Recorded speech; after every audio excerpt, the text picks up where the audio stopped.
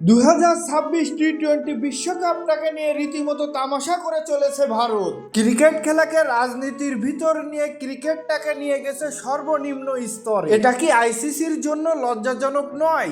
আমি মনে করি পরবর্তী বিশ্বকাপগুলোতে আয়োজক হিসেবে ভারতকে একেবারেই নিষিদ্ধ করা উচিত, যেখানে শুধুমাত্র পাকিস্তানের জন্ম নেওয়ায় যুক্তরাষ্ট্রে 4 জন ক্রিকেটারকে ভিসা দিচ্ছে না ভারত। আচ্ছা, এটা কি আসলে ভারতের রাজত্ব? মুস্তাফিজকে ছাড়া যেন খেলতে আসে ভারতে। তোমাদের কারোর সঙ্গেই খেলার দরকার নেই, তোমরা ট্রফিটা নিজেদের ঘরেই রেখে দাও। বিশ্বকাপের মতো মঞ্চে যে কোনো ক্রিকেট দলের ভালো প্লেয়ার গুলো যদি নাই আসতে পারে, যেমনটা হয়েছে যুক্তরাষ্ট্রের ক্রিকেটারদের সঙ্গে, যেখানে তাদের সেরা খেলোয়াড়দের ভিসা দিচ্ছে না ভারত, এগুলো কি আসলেই আইসিসি দেখছে না? এটা আসলে খুব দুঃখজনক এবং লজ্জার বিষয়। ইতিমধ্যে মার্কিন 4 ক্রিকেটার পাকিস্তানি বংশোদ্ভূত হয় টি-20 বিশ্বকাপ খেলার জন্য ভারতে অংশগ্রহণ করতে পারবেন না তারা। এদের মধ্যে অন্যতম সেরা তারকা খ্যাত খেলোয়াড় আলী খান, এছাড়াও আছেন শাহিন জাহাঙ্গীর, আছেন এহসান আদিল। শুধুমাত্র পাকিস্তানে জন্ম নেওয়ার কারণে তারা ভারতের মাটিতে খেলতে পারবে না টি-20 বিশ্বকাপ। আমার মনে হচ্ছে যদি যুক্তরাষ্ট্র এখন ভারতকে বয়কট করত